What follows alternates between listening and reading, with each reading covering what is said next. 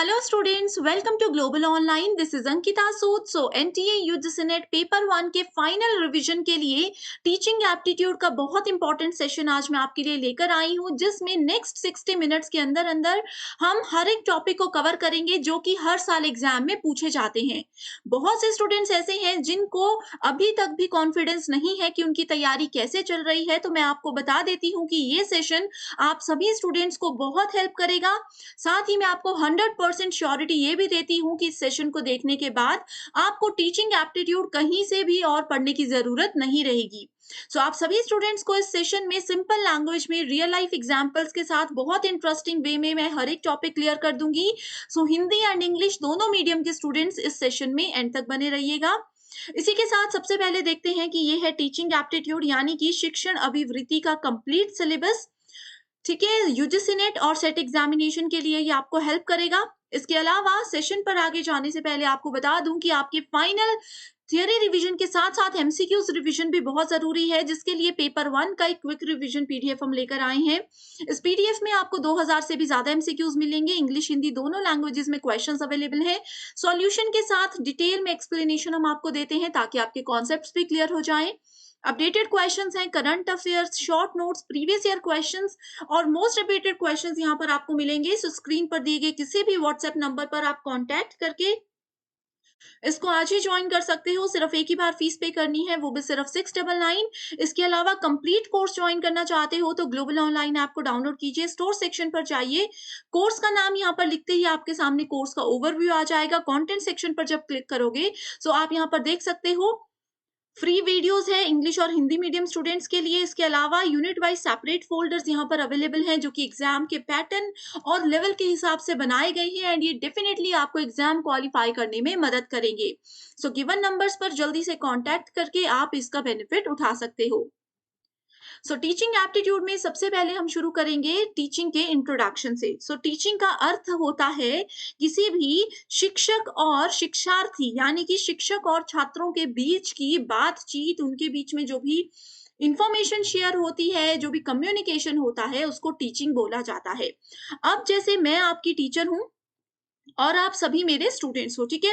मैं आप लोगों के साथ बुकिश लैंग्वेज में इंफॉर्मेशन तो शेयर कर ही रही हूँ, साथ ही मैं जैसे अभी रियल लाइफ एग्जांपल आपको दे रही हूँ। ये जो कम्युनिकेशन, ये जो इंटरेक्शन हमारे बीच में हो रहा है, ये जो बातचीत हमारे बीच में हो रही है, ये भी एक टीचिंग ही है। टीचिंग दोनों के म्यूचुअल बेनिफिट्स के लिए होता है। जैसे मेरा बेनिफिट ये है कि मेरे पास नॉलेज है, मैं आपके साथ शेयर करना चाहती हूँ। आपका बेनिफिट ये है कि आप नेट सेट एग्जाम को क्वालिफाई करना चाहते हो, ठीक है। सो ये इंट्रोडक्शन था। अब इसके अलावा देखते हैं कुछ इंपॉर्टेंट डेफिनेशंस जो कि बहुत बड़े बड़े स्कॉलर्स के द्वारा दी गई है एंड ये प्रीवियस ईयर क्वेश्चंस में भी बहुत बार पूछी गई है। तो सबसे पहले अगर हम H.C. मॉरिसन की बात करें तो इनका कहना था कि शिक्षण अधिक परिपक्व व्यक्तित्व और कम परिपक्व व्यक्तित्व के बीच घनिष्ठ संपर्क है। यानी कि टीचिंग में क्या होता है, एक पर्सन बहुत ज्यादा मेच्योर होता है जिनको हम लोग टीचर बोलते हैं, और एक पर्सन थोड़ा कम मेच्योर होता है जो कि स्टूडेंट होते हैं। अब यहाँ पर मेच्योरिटी का मतलब ये है, जैसे कि मेरे पास यूजीसी नेट या सेट एग्जाम का बहुत नॉलेज है, पेपर 1 का बहुत नॉलेज है, तो मैं क्या कर रही हूँ, मैं एक मेच्योर पर्सन हूँ जिसको पता है क्या पैटर्न है, कैसे फॉलो करना है, कैसे तैयारी करनी है। और आप सब यहाँ पर लेस मेच्योर पर्सन हो जिनको ये शायद आइडिया नहीं है कि एग्जाम की तैयारी स्मार्ट वे में कैसे करनी है, कैसे क्वेश्चंस एग्जाम में पूछे जाते हैं। जैक्सन जो थे, इनका कहना था कि टीचिंग एक फेस टू फेस एनकाउंटर है दो लोगों के बीच का, जिसमें एक टीचर होता है और दूसरे स्टूडेंट होते हैं। दो लोग आमने सामने बैठकर कुछ बातचीत करते हैं, कुछ इंफॉर्मेशन को शेयर करते हैं। ये जैक्सन के द्वारा दी गई डेफिनेशन थी। अगली है स्मिथ के द्वारा दी गई डेफिनेशन, जिनका कहना है कि शिक्षण विशिष्ट गतिविधियों की एक संगठित प्रणाली है जिसका उद्देश्य शिक्षार्थी को कुछ मदद करना है। टीचिंग क्या होता है, एक ऑर्गेनाइज्ड सिस्टम होता है। अब जैसे मैंने आज आप लोगों से वादा किया था कि आज मंडे से मैं आप लोगों के लिए बहुत अच्छा सेशन लेकर आऊंगी। सो मंडे से लेकर के सैटरडे तक एक प्रॉपर ऑर्गेनाइज्ड, एक संगठित सिस्टम को हम फॉलो करेंगे, जिसमें आने वाले 6 दिनों में 6 यूनिट्स आपकी पेपर 1 की बिल्कुल कवर मैं करवाऊंगी। तो टीचिंग मैं कर रही हूँ, एक ऑर्गेनाइज्ड सिस्टम से कर रही हूँ, तभी आप लोगों के लिए वो बेनिफिशियल होता है। ठीक है? इससे क्या होता है, स्टूडेंट्स कुछ ना कुछ हर बार नया ज़रूर सीखते हैं। ग्रीन का कहना था कि ये एक प्रोफेशनल कोर्स है and said that teaching is what a teacher does for the development of child. So इनका कहना था कि टीचिंग एक वो प्रक्रिया है जो कि एक शिक्षक इस्तेमाल करता है किसी भी बच्चे के विकास के लिए। अब जैसे हम आपको पढ़ा रहे हैं, अगर हमारी टीचिंग अच्छी है तो आप सभी को उसका बेनिफिट होगा। आपका एग्ज़ाम क्वालीफाई होगा, पेपर 1 में आप लोग 75 या 80 से ज़्यादा स्कोर कर पाओगे। तो ये ग्रीन की द्वारा दी गई डेफिनिशन थी। ओके? सो इसके अलावा नेक्स्ट हम जाते हैं nature and characteristics of teaching पर। ये भी मैंने प्रीवियस ईयर क्वेश्चन से ही स्टेटमेंट्स ली हैं जो कि आपको बहुत बार एग्ज़ाम में बार-बार पूछी जाती हैं। सो इस पे जाने से पहले स्टूडेंट्स मुझे एक बार बता दीजिए कि अगर आपको ये सेशन पसंद आ रहा है और आप चाहते हो कि इस तरीके के सेशंस को मैं कंटिन्यू रखूं, हर एक यूनिट आपकी कवर करवाऊं, तो मुझे कमेंट करके बताइए, तभी मैं इस सेशन को कंटिन्यू करूंगी। Okay? So teaching interactive process है, संवादात्मक प्रक्रिया है। जब तक एक टीचर एक स्टूडेंट के साथ इंटरेक्ट नहीं करेंगे, अच्छे से संवाद नहीं करेंगे, तब तक वो टीचिंग अच्छी होगी ही नहीं।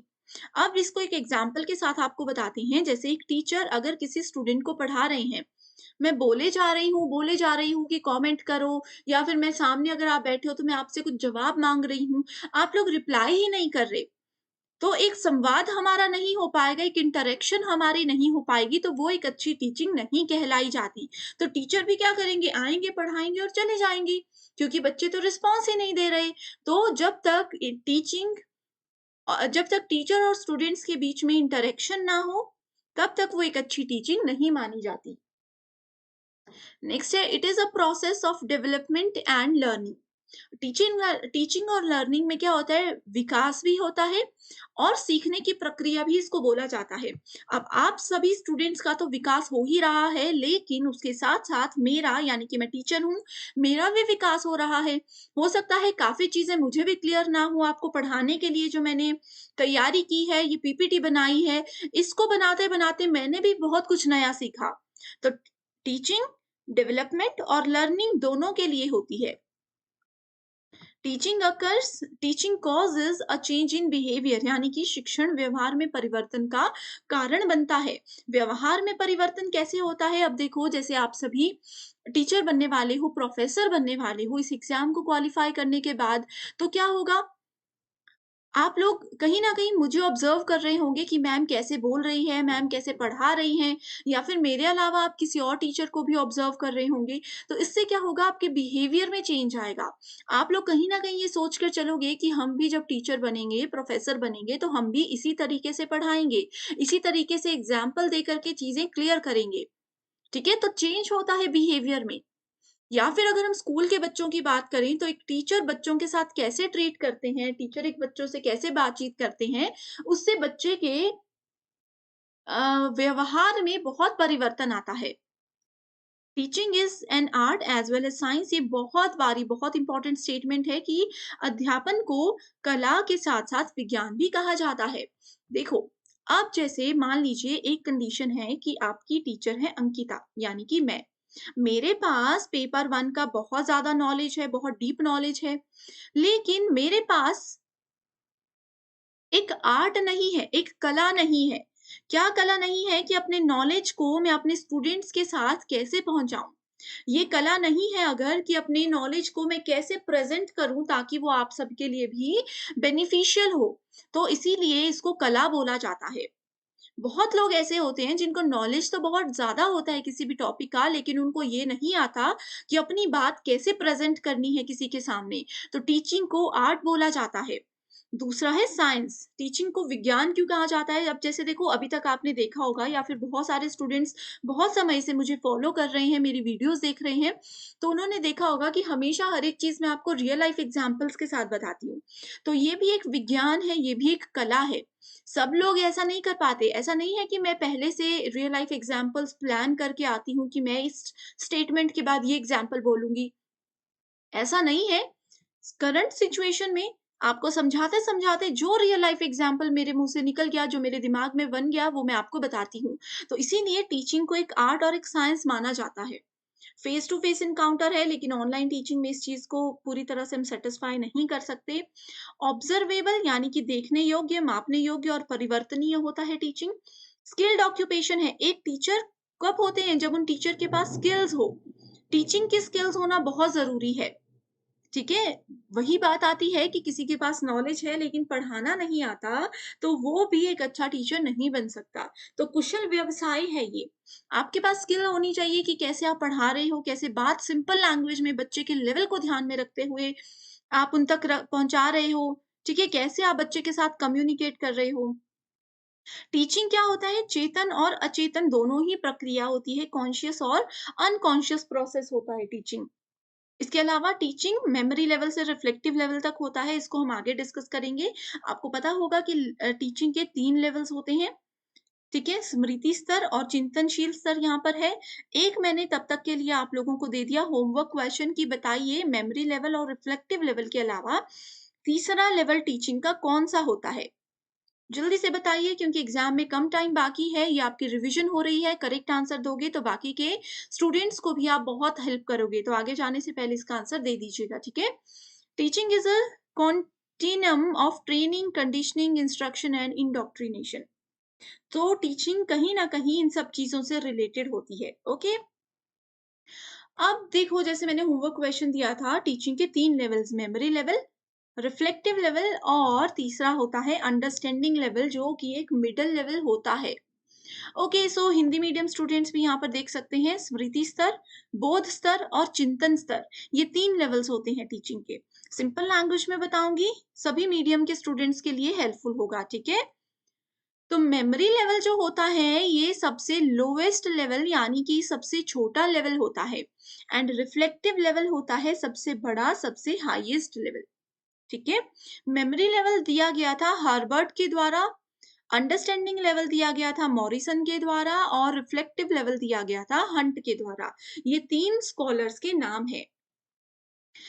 अब मेमोरी लेवल क्या होता है? जो छोटे बच्चे होते हैं, एग्जाम्पल के साथ बताती हूँ, डेफिनेशंस को अभी मत पढ़िए। जो छोटे बच्चे होते हैं उनको ए से लेकर के जेड तक कैसे याद करवाया जाता है? उनको क्या पता होता है A for apple, B for ball? नहीं पता होता। उनको पोयम्स के थ्रू या फिर सॉन्ग्स की मदद से क्या किया जाता है? ए से जेड तक याद करवाया जाता है। उनको ना किसी का मीनिंग पता होता, ना कुछ चीज़ पता होती, उनको रट्टा मारने को कहा जाता है। अब जैसे आप में से भी बहुत लोग होंगे जिनको शायद चाइनीज़ सॉन्ग बहुत पसंद है। चाइनीज़ समझ नहीं आती लेकिन सॉन्ग कोई ऐसा पसंद होगा जो कि बस उन्होंने रट्टा मार लिया, लिरिक्स सुन-सुन कर वैसे ही याद हो गए, मतलब उसका कुछ नहीं पता। वैसे ही छोटे बच्चों के साथ होता है स्मृति स्तर, यानी कि वो मेमोरी में चीज़ों को रट्टा मारकर याद कर लेते हैं, रोट लर्निंग होती है। एग्जाम में ये क्वेश्चन बहुत बार आता है कि रोट लर्निंग कौन से लेवल ऑफ टीचिंग में होती है? सो आपका आंसर होना चाहिए मेमोरी लेवल में, यानी कि स्मृति स्तर पे। ओके, थॉटलेस होती है, इसमें बच्चा कुछ भी सोचता नहीं है, बिना सोचे समझे जो लेवल होता है वो मेमोरी लेवल होता है। इसमें जो टेस्ट किया जाता है वो ओरल होता है, यानी कि बोलकर बच्चों का टेस्ट लिया जाता है या फिर उनको लिखने को दिया जा सकता है। यहीं से चेक करते हैं उनके नॉलेज को। लोअर क्लासेस, छोटी क्लासेस के बच्चों को मेमोरी लेवल पे रखा जाता है। अथॉरिटेरियन एंड डोमिनेंट होता है, इसमें बच्चों पर हमेशा ध्यान रखना पड़ता है। टीचर सेंटर्ड मेथड क्या होते हैं? जिसमें टीचर पूरा एक्टिव पार्टिसिपेट करते हैं। ठीक है? शिक्षण शिक्षक केंद्रित विधि इसको बोला जाता है। इसमें क्या होता है? क्या पढ़ाना है, कैसे पढ़ाना है, आज हम क्या पढ़ेंगे, कौन से मेथड से हम पढ़ेंगे, ये सारी की सारी चीजें एक शिक्षक ही डिसाइड करते हैं। तो इसको बोला जाता है teacher centred method. So memory level teacher centred method है, लोएस्ट लेवल होता है। ओके, सो नेक्स्ट टाइप है अंडरस्टैंडिंग लेवल, यानी कि बोध स्तर का शिक्षण। ठीक है, सो बोध स्तर का शिक्षण जो है ये भी टीचर सेंटर्ड मेथड होता है। ये थॉटफुल होता है, जैसे ये थॉटलेस था, इसमें बच्चा कुछ भी नहीं समझता, कुछ भी दिमाग ही नहीं लगाता क्योंकि उनको पता ही कुछ नहीं है। अंडरस्टैंडिंग लेवल में होता है, जैसे बच्चे को अगर ए से जेड तक यहाँ पर गाना की तरह सिखाया जा रहा था, तो वो यहाँ पर अंडरस्टैंडिंग लेवल में थोड़ा अपर लेवल पर आ चुके हैं। एंड वो समझने लग गए हैं कि ए फॉर एप्पल होता है, एप्पल यानी कि फ्रूट, जेड फॉर जेब्रा होता है, जेब्रा यानी कि एनिमल। सो इस तरीके से अंडरस्टैंडिंग लेवल में चीजें थोड़ी थोड़ी बच्चों को समझ आने लग जाती हैं। सो ये मिडिल क्लासेस होती हैं। नर्सरी केजी लोअर क्लासेस से ले के थोड़ा अपर क्लास में अंडरस्टैंडिंग लेवल आता है। रिफ्लेक्टिव लेवल यानी कि चिंतन स्तर का शिक्षण। सो रिफ्लेक्टिव लेवल क्या होता है कि प्रीवियस दो लेवल्स में हमने जो कुछ भी सीखा उसको अब हम रियल लाइफ सिचुएशंस में कैसे यूज करेंगे, that is the reflective level. Use of knowledge and research skills to solve real life problems. जो ज्ञान हमने बचपन से लेकर के अभी तक इकट्ठा किया था, अब कोई भी सिचुएशन में अगर हम फंस जाते हैं तो कैसे हम उसको याद रखेंगे, that is called reflective level. एक फाइनल एग्जाम्पल के साथ मैं आपको ये चीजें बता देती हूँ फिर से। देखो, जैसे कि आप अगर कार चलाना सीखना चाहते हो, आप अगर सिर्फ थ्योरी देख रहे हो, मान लीजिए आपने सिर्फ कोई यूट्यूब पे वीडियो देख ली कि how to drive a car, तो ये क्या हो गया, मेमोरी लेवल हो गया, आपने इसमें रट्टा मार लिया, आपको एक्चुअल में कार चलाने अभी तक नहीं आई है। ओके, उसके बाद आता है अंडरस्टैंडिंग लेवल, जब आप एक्चुअल कार को ड्राइव करने लग जाओगे, आप समझ रहे हो अब चीजों को कि कैसे कार को ड्राइव करना है। जो आपने मेमोरी लेवल में देखा था कि ABC होते हैं कार में, एक्सेलरेटर, ब्रेक और क्लच, है ना? आपने मेमोरी लेवल में इनको रट्टा मारा था, अब आप अंडरस्टैंडिंग लेवल में समझ रहे हो एग्जैक्टली कि ABC का क्या रोल होता है, कैसे, how to use them practically. Reflective level होता है फाइनली जब आप पूरी तरीके से कार चलाना सीख चुके हो, अपने हिसाब से जो आपने दोनों लेवल्स में सीखा है, जैसे कार चला ली फिर आप उसको रिवर्स भी चला रहे हो, जैसे मर्जी रास्तों में चला रहे हो, यानी कि रियल लाइफ सिचुएशन में आप अपना कलेक्ट किया हुआ नॉलेज अब यूज करने लग गए हो। सो इसको हाईली थॉटफुल बोला जाता है। ठीक है, ये लर्नर सेंटर्ड मेथड होता है, इसको आप लोगों ने नोट कर लेना है, राइट? इसके बाद फिर नेक्स्ट टॉपिक पर जाने से पहले आपको बता देना चाहती हूँ कि इस एग्जाम को क्वालिफाई करने के लिए पेपर 1 के साथ साथ पेपर 2 भी बहुत इंपॉर्टेंट है। सो पेपर 2 प्रिपरेशन के लिए स्टडी मटेरियल हम लेकर आए हैं जो कि इस एग्जामिनेशन के पैटर्न और लेवल के अकॉर्डिंग ही बनाया गया है। सो इसमें आपको full syllabus notes and MCQs मिलेंगे, PYQs, most repeated and expected questions की सीरीज यहाँ पर हम आपको देते हैं। ये इस एग्जाम को क्वालिफाई करने के बाद इंटरव्यू को क्वालिफाई करने में भी आपको बहुत ज्यादा मदद करेगा। सो गिवन नंबर्स पर आप व्हाट्सएप की मदद से कांटेक्ट कर सकते हो। स्क्रीन पर अपना सब्जेक्ट चेक कीजिए। इसके लिए सिर्फ एक ही बार फीस पे करनी है, 1280 रुपए। जब तक आपका एग्जाम और इंटरव्यू क्वालिफाई नहीं हो जाता तब तक ये स्टडी मटेरियल वैलिड रहेगा, आप इसका बेनिफिट उठा सकते हो। सो इसी के साथ नेक्स्ट अब देख सकते हो जो हमने अभी तक टॉपिक पढ़े उस पे प्रीवियस ईयर क्वेश्चन में लेकर आई हूँ। Which of the following level of teaching lays stress on critical shifting of ideas at highest cognitive level. So cognitive का मतलब क्या होता है, यहाँ पर बोला है ना उच्चतम संज्ञानात्मक स्तर। सो संज्ञानात्मक का मतलब होता है जब भी हम किसी की मेंटल एबिलिटीज की बात कर रहे हो। कॉग्निटिव का मतलब होता है दिमाग से रिलेटेड बातें, जैसे याद रखना, किसी चीज को स्मरण करना, ये आती हैं कॉग्निटिव लेवल। याद रखिए सिर्फ मेंटल एबिलिटीज, ठीक है। सो इसमें हाईएस्ट ऑर्डर पूछा है, सबसे हाईएस्ट कौन सा लेवल है, वो है आपका ऑप्शन नंबर 3, दैट इज चिंतनशील स्तर, रिफ्लेक्टिव लेवल। ओके, सो इसी तरीके के क्वेश्चंस आते हैं। अब होमवर्क क्वेश्चन अगर मैं आपको ये दे दूं कि लोवेस्ट कॉग्निटिव लेवल क्या है, तो आंसर होगा मेमोरी लेवल यानी कि स्मृति स्तर। ओके, ठीक है। सो इसी के साथ लेवल्स ऑफ टीचिंग को आगे करते हुए एक टेक्सोनॉमी आई है, एक वर्गीकरण आया है जो कि ब्लूम के द्वारा दिया गया है।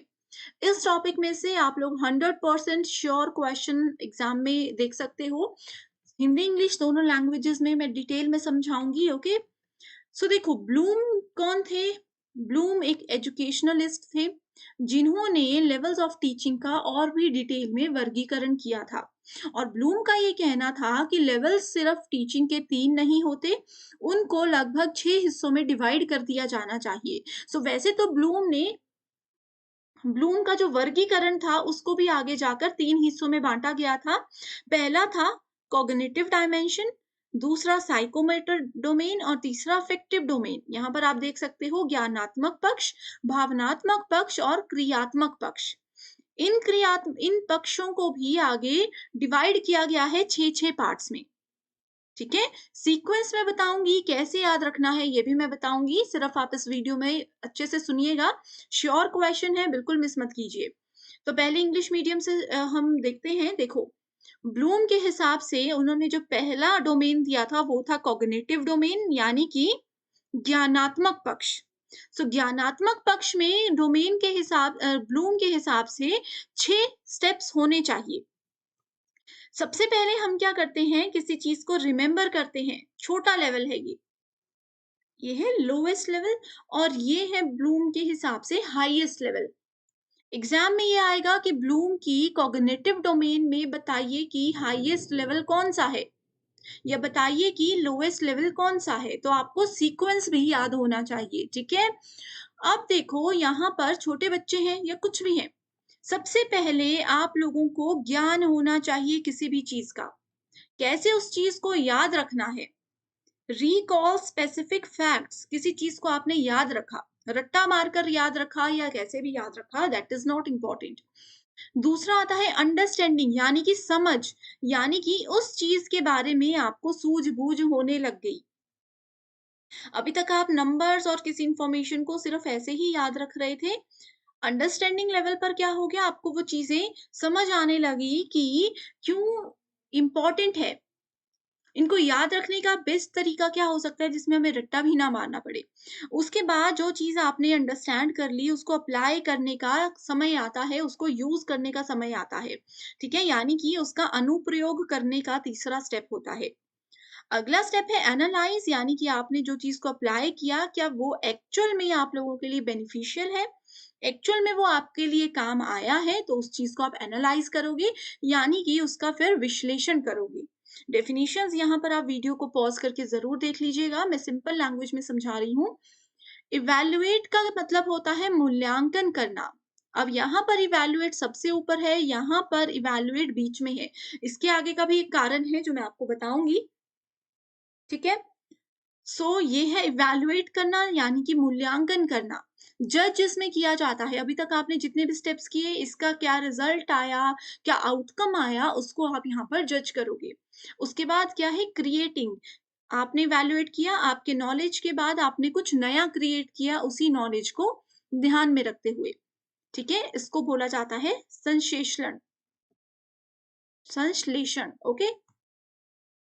अब देखो यहाँ पर इवैल्यूएशन एंड क्रिएशन। पहले ब्लूम ने जो टेक्सोनॉमी दी थी, उसके हिसाब से इवैल्यूएशन नीचे था और क्रिएशन सबसे लास्ट में था। बाद में उन्होंने अपनी टेक्सोनॉमी को रिवाइज़ किया और इन चीज़ों को ऊपर-नीचे कर दिया, बाकी कुछ भी चीज़ें यहाँ पर गलत अलग नहीं है, ठीक है? ओके, अब देखो इसको एक एग्ज़ाम्पल के साथ बताती हूँ क्योंकि बहुत इम्पोर्टेंट टॉपिक है, थोड़ा समय लगाकर बताऊँगी। रिमेंबर यानी कि याद रखना, आप एक मिट्टी का फ्लावर पॉट बनाना सीख रहे हो, ठीक है? आपने किसी को बनाते हुए देखा और आपने याद रख लिया कि अच्छा उन्होंने ऐसे मिट्टी घोली, ऐसे पॉट बनाया, ये काम किया इस तरीके से। उसके बाद आप चीज़ों को अच्छे से समझ गए कि मिट्टी का गमला, मिट्टी का पॉट कैसे बनाते हैं। अब उस चीज़ को आप अप्लाई करने लग गए। अप्लाई करने लग गए तो ज़रूरी नहीं है कि आप लोग पहली बार में ही परफेक्ट हो जाओगे, पहली बार में परफेक्ट पॉट नहीं बनता। आप लोगों ने टेढ़ा-मेढ़ा पॉट बना दिया, गलत-वलत पॉट बना दिया, उसके बाद आपने एनालाइज़ किया। आपने अपनी गलतियों को समझने की कोशिश की, ठीक है? विश्लेषण किया कि कहाँ पर कमी रह रही है, मैं क्या गलती कर रहा हूँ या कर रही हूँ कि मेरा पॉट सही नहीं बन रहा। आपने उस चीज़ को एनालाइज़ किया, उसके बाद आपने खुद को इवैल्यूएट किया। अपने आप का मूल्यांकन आपने किया कि देखो यहाँ पर कमी रह रही थी, अब मैं इस चीज़ को इम्प्रूव करूँगी। उसके बाद आपने फिर से उस चीज़ को क्रिएट किया। अपना जितना भी पुराना नॉलेज था इन सब स्टेप्स में से जो सीखा, उसको ध्यान में रखते हुए आपने परफेक्ट पॉट बनाना सीख लिया। तो ये है ब्लूम की टैक्सोनॉमी का एक best real life example, okay? ठीक है, इसके बाद यहाँ पर देखो रिवाइज़्ड जो थी, पुरानी वाली में इवैल्यूएट लास्ट में था, क्रिएट सेकंड नंबर पे था, ठीक है? रिवाइज़ यानी कि बाद में जो आई 2001 में जो टैक्सोनॉमी आई उसमें क्रिएट सबसे ऊपर आ गया, इवैल्यूएट नीचे आ गया, ठीक है? स्टेप्स को याद रख लीजिए, यहाँ पर ये है, कुछ भी इसमें समझने का नहीं है। देखो ये जैसे लोएस्ट लेवल है, रिमेंबरिंग, इमिटेशन भी इसमें लोएस्ट पहला लेवल है, और ये भी लोएस्ट लेवल है और ऊपर को हाईएस्ट लेवल पर हम जा रहे हैं, ठीक है? इसमें कुछ भी याद नहीं रखना, सिर्फ एग्जांपल्स यहाँ पर आप लोग देख लीजिए। इधर थोड़ा-सा उल्टा है, लोएस्ट लेवल ये ऊपर वाले हैं और हाईएस्ट लेवल ये नीचे वाले हैं। एग्जाम में क्वेश्चन आएगा कि ब्लूम के वर्गीकरण में साइकोमोटर डोमेन जो होता है, यानी कि भावनात्मक पक्ष जो होता है, उसमें बताइए कि सबसे बड़ा डोमेन कौन सा है, सबसे हाईएस्ट लेवल कौन सा है। तो आपका आंसर होना चाहिए नेचुरलाइजेशन, यानी कि चरित्र निर्माण। ओके। इसके अलावा एग्जाम में ये भी पूछा जा सकता है कि आप लोगों के पास ये 5-6 स्टेप्स जितने भी हैं ये दिए होंगे, आपको इनको लोएस्ट से हाईएस्ट की ओर अरेंज करना है। तो सबसे पहले आप ये लिखोगे, फिर ये और ये। तो सीक्वेंस यहाँ पर बहुत इंपॉर्टेंट है, जिस सीक्वेंस में, जिस लाइन में ये लिखे गए हैं, उसी में आपको चीजें याद रखनी है। ओके। अब यहाँ पर कुछ कीवर्ड्स बता रही हूँ जो कि श्योर आपको इस टॉपिक को याद रखने में मदद करेंगे। सबसे पहला जैसे रिमेम्बरिंग होता है, याद रखना। अब एग्जाम में अगर क्वेश्चन में आपको define, identify, name, recognise, list या रिकॉल ये शब्द नजर आए, इसका मतलब है कि हम रिमेम्बरिंग लेवल की बात कर रहे हैं। तो आपको correct answer lowest level remembering पर क्लिक कर देना है। अगर एग्जाम में क्वेश्चन आया होगा कि अंकिता नाम की एक स्टूडेंट है, वो एग्जाम के समय पर अपना पुराना जो उन्होंने पढ़ा हुआ था उसको वो रिकॉल करने की कोशिश कर रही है, उसको वो स्मरण करने की कोशिश कर रही है एग्जाम के दौरान, ताकि वो करेक्ट आंसर को आइडेंटिफाई कर सके। तो इसका मतलब है कि वहां पर ब्लूम के द्वारा दिए गए ज्ञानात्मक पक्ष का सबसे लोएस्ट लेवल यानी कि रिमेम्बरिंग की बात की जा रही है। ओके। तो एक से मैंने आपको बता दिया कैसे याद रखना है, बाकी सब आप देख सकते हो। थॉट मेकिंग वाला एग्जाम्पल याद रख लो। आगे यहाँ पर आपको इन नंबर्स में, इन टर्म्स में रट्टा मारने की जरूरत बिल्कुल भी नहीं पड़ेगी। ओके। सो ये देखो, ये भी क्वेश्चन है प्रीवियस ईयर। अफेक्टिव डोमेन जो है ब्लूम का, ठीक है, भावनात्मक डोमेन जो है उसको अरेंज करना है।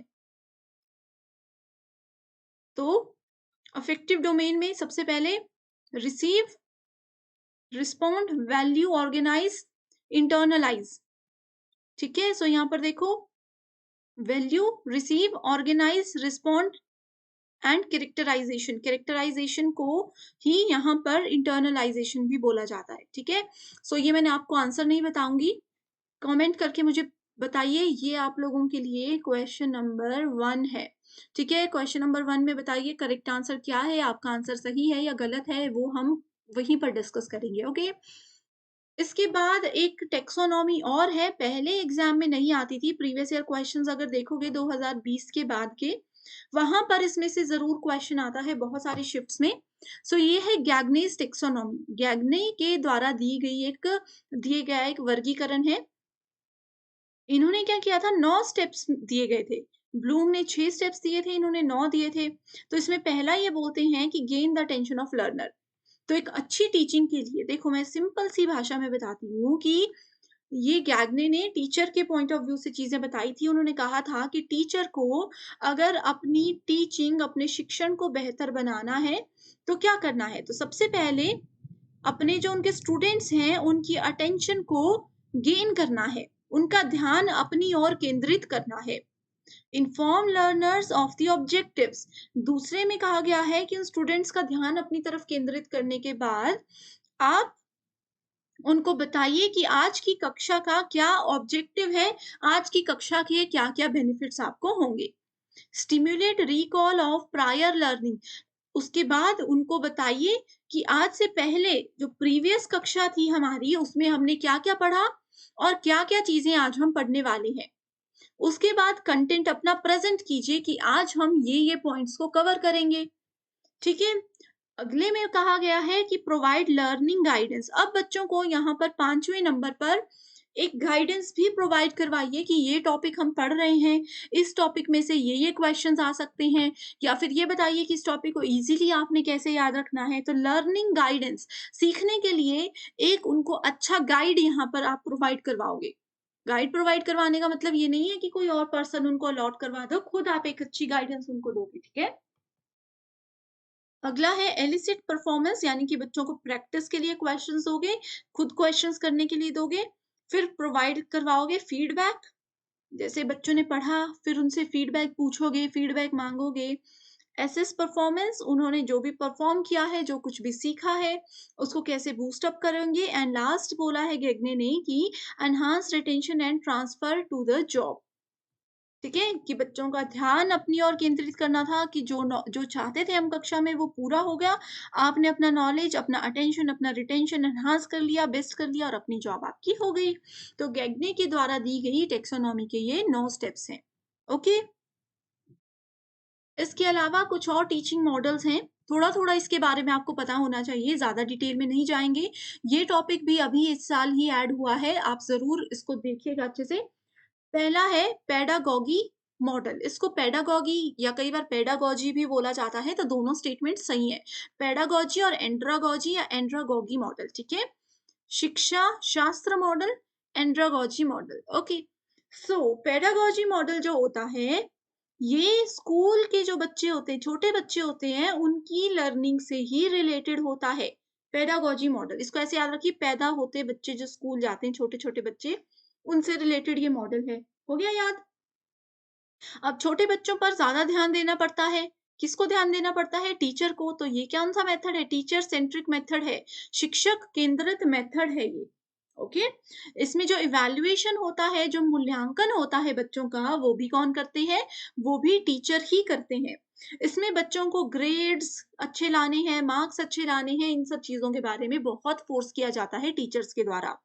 वहीं अगर दूसरा हम एंड्रागॉजी मॉडल देखें, ये भी इसी से रिलेटेड है। यहाँ पर स्कूल के बच्चों की लर्निंग होती थी। एंड्रागॉजी में अडल्ट लर्नर्स को कैसे हैंडल करना है, कैसे उनको चीज़ें सिखानी है, ये सब चीज़ें आती हैं। ठीक है?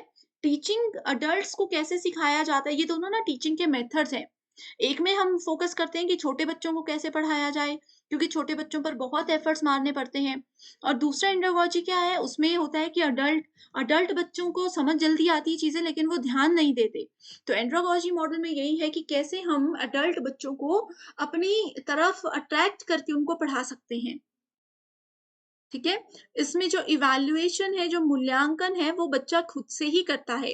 अगर उनको लगता है कि हम खुद की नज़रों में परफेक्ट हैं, खुद की नज़रों में अच्छी पढ़ाई कर रहे हैं, तो वो काफ़ी है। जैसे कॉलेज में होता है, बच्चे को अगर खुद को सैटिस्फैक्शन है, तो उनको पता है कि हम अच्छा कर रहे हैं। अगर टीचर जो मर्ज़ी बोले, उनको शायद कोई फ़र्क नहीं पड़ता, बहुत बार ऐसा होता है ना? इस केस में हर एक कदम पे, पेडागॉजी में हर एक कदम में टीचर को बच्चे की मदद करनी पड़ती है, लेकिन एंड्रागॉजी में जब बच्चा मदद मांगे तभी टीचर मदद करते हैं, क्योंकि अडल्ट बच्चे हैं, वो खुद से काम कर सकते हैं। ठीक है? तो ये दो डिफरेंस थे, इनके बीच में एग्जाम में आ सकते हैं, तो इसको नोट कर लीजिए। अगला है Robert Glazers model. Robert Glazer के द्वारा दिया गया मॉडल क्या करता है, ये एक साइकोलॉजिकल टीचिंग मॉडल है। ये हमें रिलेशन बताता है, रिश्ता बताता है, किसके बीच में? टीचिंग एंड लर्निंग के बीच में। शिक्षण और जो सीखने वाला होता है प्रोसेस, टीचिंग और लर्निंग, उसके बीच में ये हमें रिलेशनशिप बताता है। ओके? रॉबर्ट ग्लेजर के हिसाब से उन्होंने इसको 4 हिस्सों में डिवाइड किया था। पहला हिस्सा था instructional objectives. Hindi medium students को भी अभी बताती हूँ। इंस्ट्रक्शनल ऑब्जेक्टिव्स, इंस्ट्रक्शन देना क्या होता है, किसी को भी कुछ बात बताना, कुछ सूचना देना, कुछ ज्ञान देना। जैसे मैं अभी आपको इंस्ट्रक्शंस दे रही हूँ, बेसिक टर्म है, इसको समझाने की ज़रूरत नहीं है। इंस्ट्रक्शनल ऑब्जेक्टिव्स, इसमें बोला गया है कि आज जो टीचर कक्षा में पढ़ाने वाले हैं, उसके एम्स और ऑब्जेक्टिव्स आप पहले बताओ बच्चों को, तब वो ध्यान से चीज़ों को सुनेंगे। अब जैसे यहाँ पर मैंने आप लोगों को शुरू में ही बता दिया कि आज के सेशन से डेफिनिटली आप एग्ज़ाम क्वालिफ़ाई करोगे, कहीं और से टीचिंग नहीं पढ़ना पड़ेगा। तो ये मेरा इंस्ट्रक्शनल ऑब्जेक्टिव था। ठीक है? दूसरा स्टेप इसमें बोलता है एंटरिंग बिहेवियर। एंटरिंग बिहेवियर, इसको एंट्री बिहेवियर या फिर प्रायर बिहेवियर भी बोलते हैं। ये क्या होता है, अब जैसे आप बच्चे मेरी कक्षा में आ रहे हो, अगर ये तो ऑनलाइन सेशन है, अगर ऑफलाइन सेशन होता या लाइव सेशन अभी हमारा चल रहा होता, तो इंस्ट्रक्शनल ऑब्जेक्टिव्स बताने के बाद, यानी कि आज मैं क्लास में क्या पढ़ाने वाली हूँ, ये बताने के बाद मैं आप लोगों का चेक करती कि आपको पहले से कितना नॉलेज है, पहले से कितना ज्ञान है इस यूनिट के बारे में, मैं उस लेवल पर आपको पढ़ाती। तीसरा आ जाता है यहाँ पर इंस्ट्रक्शनल प्रोसेस।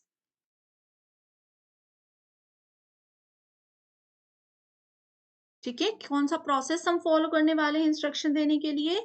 और चौथा आ जाता है इवैल्यूएशन ऑफ अचीवमेंट, कि बच्चों ने परफॉर्मेंस जो भी दी है, उसका हम मूल्यांकन यहाँ पर करते हैं। तो ये है रॉबर्ट ग्लेजर का मॉडल।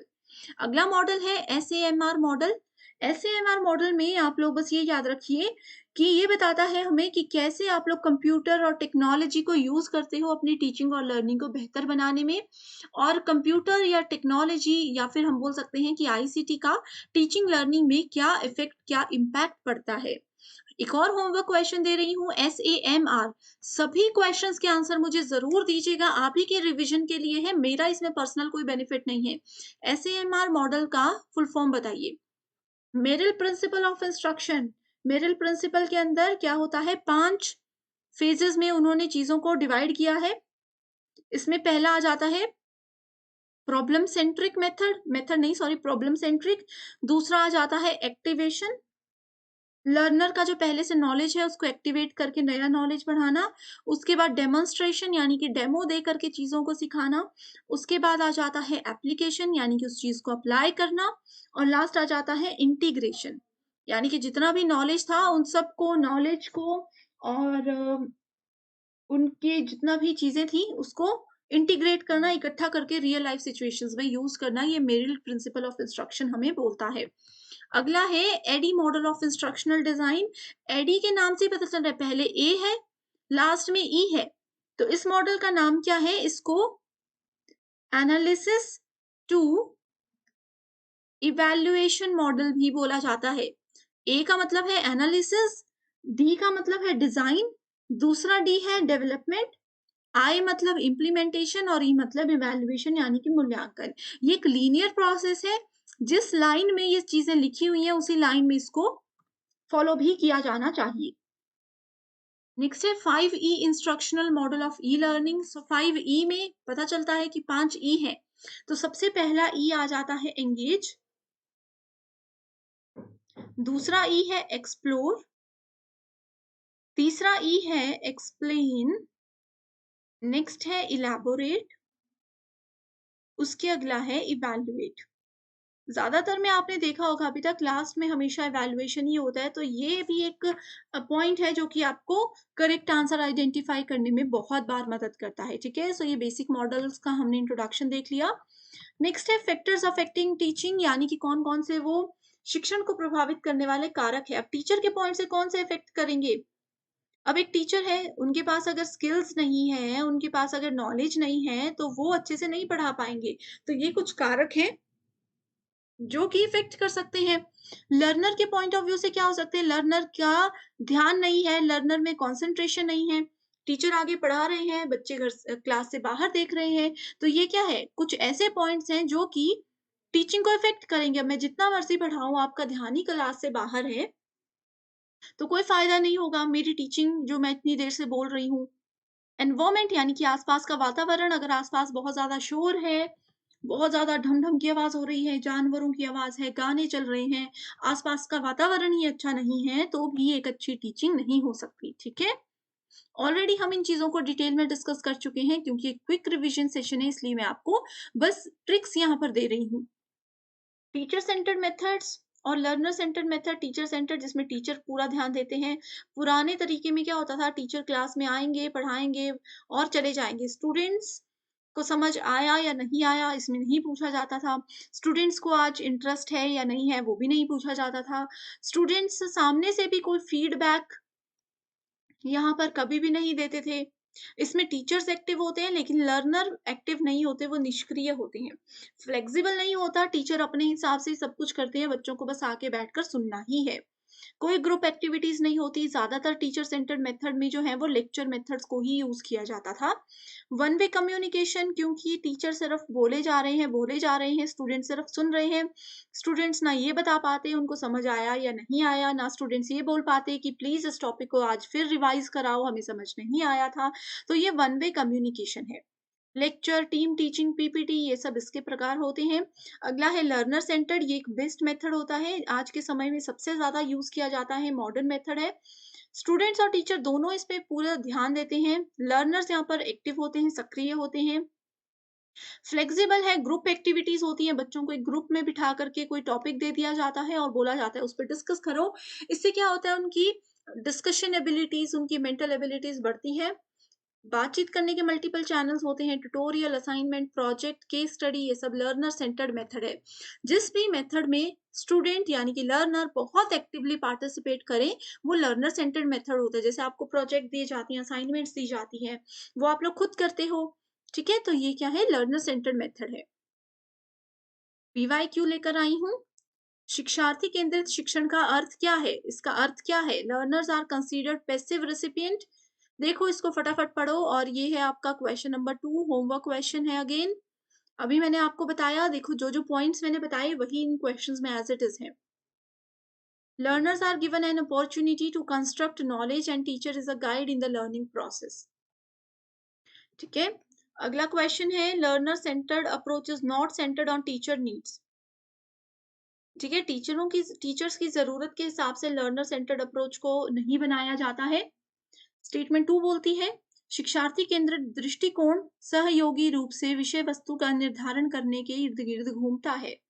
ठीक है, सो ये बोलता है कि जो लर्नर सेंटर्ड अप्रोच है वो कोलेबोरेटिवली डिटरमाइनिंग द सब्जेक्ट मैटर। सो जो भी सब्जेक्ट मैटर है, जो भी हमारा विषय वस्तु निर्धारित की गई है, उसी के आसपास लर्नर सेंटर्ड मेथड घूमता है। उससे बाहर कभी भी, टॉपिक से बाहर कभी भी नहीं जाते। तो दोनों स्टेटमेंट्स बिल्कुल सही है। ये एक पीवाईक्यू है और ऐसा क्वेश्चन है जो कि 2 से 3 बार ऑलरेडी यूजीसी नेट में पूछा गया है। नेक्स्ट आते हैं ऑनलाइन मेथड्स पे। सो आपको पता है ऑनलाइन एंड ऑफलाइन दो मेथड्स होते हैं। ऑनलाइन में आता है स्वयं। डिटेल में अभी मैं आपको बताती हूँ कि देखो, स्वयं की फुल फॉर्म क्या होती है, study webs of active learning for young aspiring minds. ये रिवीजन कोर्स है। डिटेल कोर्स अगर स्वयं पर चाहिए तो मुझे कमेंट करके बताइए, मैं पर्सनली आपके साथ लिंक शेयर करूंगी, जहां पर स्वयं, स्वयं प्रभा और मूक मैंने डिटेल में डिस्कस किया है, बहुत इंपॉर्टेंट है। ठीक है, तो स्वयं क्या है, नॉन गवर्नमेंटल ऑर्गेनाइजेशन है, ऑनलाइन प्लेटफॉर्म है। इसमें 9th क्लास से लेकर के पोस्ट ग्रेजुएशन तक के बच्चों को पढ़ाया जाता है। स्वयं के कितने कोऑर्डिनेट्स हैं, क्वाड्रेंट्स हैं, स्वयं के 4 क्वाड्रेंट्स हैं, 9 नेशनल कोऑर्डिनेटर्स हैं। ठीक है, 4 क्वाड्रेंट्स में मतलब क्या क्या चीजें प्रोवाइड करवाते हैं, एक तो वीडियो लेक्चर्स ये प्रोवाइड करवाते हैं, ई कंटेंट प्रोवाइड करवाते हैं यानी कि पीडीएफ के फॉर्मेट में नोट्स आपको देते हैं, ऑनलाइन डिस्कशन के लिए आपको मिलता है कि कोई डाउट है तो आप डिस्कस कर सकते हो, और एक आपकी इवैल्यूएशन के लिए यहाँ पर टेस्ट होते हैं, क्विज होते हैं, और ये बिल्कुल फ्री है। स्वयं के द्वारा दिए गए जो कोर्सेज हैं, जो सर्टिफिकेट्स हैं, वो बिल्कुल वैलिड हैं। आप जॉब्स के लिए अप्लाई कर सकते हो क्योंकि गवर्नमेंट ऑफ इंडिया के द्वारा लाया गया है। स्वयं प्रभा क्या है, स्वयं प्रभा एक डीटीएच चैनल का ग्रुप है जिसमें 34 चैनल्स हैं। फ्री चैनल्स जो फ्री डिश होती है उसमें चले रहते हैं ये सारा दिन। इसमें आईआईटीज के टीचर्स आपको पढ़ाते हैं हर समय 24/7। ये चैनल में कोर्सेज रन किए जाते हैं। GSAT 15 जो है, जियो स्टेशनरी सैटेलाइट 15, जो कि बाईसैग गांधीनगर से हैंडल किया जाता है, ये रिस्पॉन्सिबल है इन चैनल्स को पब्लिश करने के लिए। एग्जाम में वैसे आता तो नहीं, थोड़ा सा एक बार पढ़ लीजिए। जो 34 डीटीएच चैनल है उसमें चैनल नंबर 1 का नाम है वागेश। ठीक है, हैदराबाद से इसको हैंडल किया जाता है। इसमें ह्यूमैनिटीज, लैंग्वेज और लिटरेचर पढ़ाया जाता है। चैनल 2 है संस्कृत, न्यू दिल्ली से हैंडल किया जाता है। इसमें ह्यूमैनिटीज, आर्ट्स, हिस्ट्री, फिलोसफी और ये सब पढ़ाया जाता है। तो इस तरीके से आपको ना सिर्फ नाम याद रखने हैं। जैसे चैनल 1 है वागेश, संस्कृति, प्रबोध, सरस्वत, प्रबंधन। ठीक है, उसके बाद आ जाता है नेप्टल। यहाँ पर सब्जेक्ट इसका नेप्टल सिविल इंजीनियरिंग के लिए है और इसको याद रख सकते हो। मेन ये 5 है। ओके, जामिया मिलिया यानी कि जीएमआई जो इंस्टीट्यूशन है, यूनिवर्सिटी है, वहाँ से प्रबंधन नाम के चैनल नंबर 5 को हैंडल किया जाता है। ठीक है? सो ये देख लीजिए। ओके, इसके बाद आते हैं मूक पर। मूक की फुल फॉर्म है मैसिव ओपन ऑनलाइन कोर्सेज। ये स्वयं का ही एक पार्ट है, वर्टिकल ऑफ स्वयं है। इसमें आप लोगों को फ्री कोर्सेज प्रोवाइड करवाए जाते हैं। इसके कोर्सेज, इसकी ड्यूरेशन सब कुछ स्टूडेंट्स पे डिपेंड करता है। आप जब चाहो, जो कोर्स चाहो वो यहाँ से पढ़ सकते हो। अब आते हैं नेक्स्ट चैप्टर पर, जो कि है लर्नर्स के कैरेक्टरिस्टिक्स यानी कि शिक्षार्थी की विशेषताएं। तो पहली विशेषता है इजीली एडजस्ट टू चेंज, यानी कि एक अच्छा शिक्षार्थी वो होता है जो इजीली बदलाव को सहन कर सके। ठीक है? अब देखो कई बच्चे हमारी क्लास में ऐसे होते हैं कि एक दिन अगर हम लोग हिंदी यहाँ पर ऐड करना भूल जाएँ, तो वो इतने कमेंट्स करते हैं, इतनी क्वेरीज़ लेकर आते हैं। अब उनको ये नहीं समझ आ रहा कि इंग्लिश में लिखा है लेकिन मैम पढ़ा तो हिंदी में ही रही है ना? तो वो एक अच्छे कैरेक्टरिस्टिक्स होती है स्टूडेंट की, कि आपको पढ़ने से मतलब है। अगर आपको अच्छा कंटेंट ईज़िली अंडरस्टैंडेबल लैंग्वेज में चीज़ें प्रोवाइड करवाई जा रही हैं, तो आप लोग 1 आधा दिन उस चीज़ को एडजस्ट कर सकते हो। 1 आधा दिन हो सकता है कि टीचर्स इसको ऐड ना कर पाए हों, तो 1 दिन, 2 दिन एडजस्ट कीजिए। That is called the best characteristic of a good learner. Internal motivation, एक बच्चा जब आंतरिक रूप से प्रेरित होगा तभी वो अच्छे से पढ़ पाएगा। सोशल कल्चरल बैकग्राउंड यानी कि उनकी सामाजिक और सांस्कृतिक पृष्ठभूमि क्या है, कहाँ से वो आते हैं, उनके घर का क्या माहौल है। घर में अगर लड़ाई झगड़ा ये वो टेंशन वाला माहौल होगा तो बच्चा नहीं पढ़ पाता। ठीक है? तो ये होता है socio cultural background. Learning power, कई बच्चे 1 घंटे में एक चीज़ें सीख जाते हैं, कई बच्चों को 2 से 3 बार भी इस वीडियो को रिवाइज़ करना पड़ेगा। तो सबकी लर्निंग पावर अलग-अलग होती है। नर्वसनेस, किसी को घबराहट हो जाती है। आधा जितना मर्ज़ी हो, एग्ज़ाम के दौरान घबरा जाएँगे। सो ये सारी हैं, सिंपल सी चीज़ें हैं, समझाने का कुछ नहीं है, फटाफट वीडियो को पॉज़ करके पढ़ लीजिए। ज़्यादातर 2 प्रकार के लर्नर होते हैं, एडोलेसेंट, किशोर लर्नर और एडल्ट लर्नर्स। ठीक है? किशोर बच्चे जो होते हैं वो कंक्रीट टू एब्स्ट्रैक्ट यानी कि कंक्रीट छोटे पॉइंट से बड़े पॉइंट की ओर बढ़ना सीखते हैं। इनको बहुत ज़्यादा मूड स्विंग्स आते हैं, एकदम से मूड परिवर्तन हो जाता है। जो छोटे एडोलेसेंट बच्चे होते हैं ना, वो क्या करते हैं, अभी किसी ने कुछ बोला गुस्सा हो जाएँगे, चिड़चिड़े बहुत होते हैं। ठीक है? मॉडलिंग बिहेवियर यानी कि वो अपने सामने अपने परिवार में या मूवीज़ में किसी को देख कर के एक इमेज बना लेते हैं और अपने आप को चाहते हैं कि हम उनकी तरह बने। उनका कॉग्निटिव डोमेन होता है अंडरस्टैंडिंग ऑफ कॉम्प्लेक्सिटी, जटिलता की समझ उनमें अभी तक इतनी नहीं होती है। अडल्ट लर्नर्स की यानी कि वयस्क शिक्षार्थियों की बात करें तो वो बहुत समझदार होते हैं, क्योंकि वो बड़े बच्चे होते हैं, उनको पता होता है अपना अच्छा बुरा क्या है। उनको चीजें समझाना भी आसान होता है। उनको ये भी पता है कि बड़े छोटी छोटी मेहनत से बड़ी चीजों को कैसे अचीव किया जा सकता है। Sense of control and self directed, उनको पता है कि अपने आप को कैसे कंट्रोल में रखना है, आपकी अपने इमोशंस, अपनी हर एक चीज को कैसे कंट्रोल रखना है। प्रेफर अ लर्निंग कम्युनिटी, कैसी कम्युनिटी है, कैसे लोगों के बीच में रहना पसंद करते हैं जहाँ से वो कुछ सीख सकें। अब जैसे आप लोग यूजीसी नेट या सेट एग्जाम की तैयारी कर रहे हो, आप लोग ऐसे लोगों के बीच में रहना पसंद करोगे जहाँ से आपको कुछ सीखने को मिले, पॉजिटिव सीखने को मिले। ना कि ऐसे लोग अब इतने बड़े-बड़े हैं जो नेट सेट दे रहे हैं, तो अब वो किसी गलत संगत में तो नहीं पढ़ेंगे, क्योंकि वो एडोलेसेंट एज होती है जहाँ पर ये सब चीज़ें होती है। अडल्ट लर्नर्स इन सब चीज़ों से बाहर आ चुके हैं। अब वो किसी गलत संगत या ऐसी चीज़ों में बिल्कुल भी नहीं पड़ते। नेक्स्ट है apply new knowledge and skills. So अपना जो नया ज्ञान है, स्किल्स हैं, उनको नई जगह पर अप्लाई करके वो एक्सपेरिमेंट्स करते हैं, अपने नॉलेज को बढ़ाने के लिए कुछ ना कुछ करने में लगे रहते हैं। तो ये है एडोलेसेंट एंड अडल्ट लर्नर्स में डिफरेंस। तो फैक्टर्स अफेक्टिंग टीचिंग में हमने लर्नर, टीचर कर लिया था। सपोर्ट मटेरियल यानी कि एक इंस्टीट्यूशन, एक कॉलेज में जैसे मैं पढ़ा रही हूँ, मुझे कॉलेज वाले क्या-क्या चीज़ें प्रोवाइड करवा रहे हैं ताकि मैं अपनी टीचिंग को बेहतर बना सकूँ। वो होता है सपोर्ट मटेरियल। जैसे कि अगर वो मुझे बेस्ट क्वालिटी की बुक्स प्रोवाइड करवा रहे हैं, बेस्ट क्वालिटी का लैपटॉप और कंटेंट प्रोवाइड करवा रहे हैं, तो मेरी टीचिंग ऑटोमेटिकली अच्छी हो जाएगी। तो वो सपोर्ट मटेरियल है। इंस्ट्रक्शनल फैसिलिटीज़ यानी कि इंस्ट्रक्शंस देने के लिए क्या-क्या चीज़ें हैं वो मुझे दे रहे हैं। इंस्ट्रक्शनल फैसिलिटीज़ में आता है कि मैं कैसे पढ़ाऊँगी। ऐसा तो नहीं है कि छोटी-सी लैपटॉप में मैं पीपीटी निकाल करके 200 बच्चों को पढ़ाऊँ। तो वो इंस्ट्रक्शनल फैसिलिटी है, नहीं हो पाएगा। इंस्ट्रक्शंस देने के लिए क्या-क्या चीज़ें मुझे प्रोवाइड करवाई जा रही हैं, क्या-क्या चीज़ें मैं यूज़ कर रही हूँ। लर्निंग एनवायरनमेंट और इंस्टीट्यूशन, आपके इंस्टीट्यूशन का एनवायरनमेंट कैसा है। कई जैसे गवर्नमेंट इंस्टीट्यूशंस होते हैं जहाँ पर हमेशा हड़ताल और ये नारेबाज़ी ये सब होता रहता है, तो वहाँ पर पढ़ाई अच्छी नहीं हो पाती। या कोई इंस्टीट्यूशन ऐसा है जहाँ के आसपास बहुत शोर रहता है, हर समय डीजे चल रहा है, गाने चल रहे हैं, तो वहाँ पर भी पढ़ाई अच्छी नहीं हो सकती। कॉम्पिटेंस होता है क्षमता, कि एक्चुअल में किसी टीचर और स्टूडेंट की कितनी क्षमता है सीखने की, तो वो भी उनकी टीचिंग पे बहुत इफ़ेक्ट करता है। ओके? अच्छी टीचिंग के लिए आपको 4 चीज़ें चाहिए होती हैं: डायग्नोसिस, रेमेडी, डायरेक्शन और फीडबैक। डायग्नोज़ होता है किसी चीज़ को चेक करना। आप डॉक्टर के पास जाते हो, डॉक्टर आपको डायरेक्ट दवाई नहीं देते, वो क्या करते हैं, पहले जाँच करते हैं, निदान करते हैं कि आपको बीमारी क्यों हुई, क्या हुआ, क्या आपकी फैमिली में भी ये किसी को है, तो वो खोज करते हैं उस चीज़ के बारे में। डिस्कवर करते हैं उनकी एबिलिटीज़, नीड्स और ऑब्जेक्टिव्स को। जैसे तारे ज़मीन पर इसका एक बेस्ट एग्ज़ाम्पल है, उसमें क्या होता है, वो देखते हैं कि एक बच्चा, इनू नाम का बच्चा नहीं चीज़ों को समझ पाता, तो वो क्या करते हैं, उनके जो टीचर होते हैं वो उसको पहले देखते हैं कि वो क्या नहीं समझ पा रहा, क्या कमियाँ हैं, फिर उनके घर जाकर के चीज़ों को एनालाइज़ करते हैं, तो वो डायग्नोज़ कर रहे थे पहले।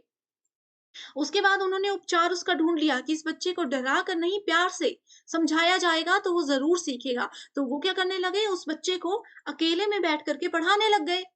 और वो बच्चा एक्चुअल में उन चीज़ों को समझने लगा। तीसरा है डायरेक्शन, उस बच्चे को अगर प्रॉपर दिशा दिखाई गई तो आपने एंड में देखा कि वो बच्चा कितना सक्सेसफुल बना। फीडबैक क्या होता है? फीडबैक होता है प्रतिक्रिया उसकी लास्ट में क्या रही, ये भी इम्पोर्टेंट है। तो आई होप इस एग्ज़ाम्पल से आपके कॉन्सेप्ट क्लियर हो गए हैं। अभी भी कोई डाउट है या इस एग्ज़ाम्पल, अगर एक्चुअल में या एग्ज़ाम्पल आपको पसंद आया है ना, कमेंट करके बताइएगा ज़रूर, ठीक है? क्योंकि बस अभी आपको पढ़ाते हुए एकदम से ये एग्ज़ाम्पल मेरे माइंड में आया और मैंने समझा दिया। ज़रूर बताइएगा, ओके? नेक्स्ट है methods of teaching. Online method हमने कर लिए जिसमें कि आप आईसीटी, कंप्यूटर, इंटरनेट ये सब चीज़ों का यूज़ करते हो। इसमें स्वयं प्रभा, मूक ये सब चीज़ें आती हैं। ऑफलाइन मेथड जैसे कि क्लासरूम का मेथड होता है।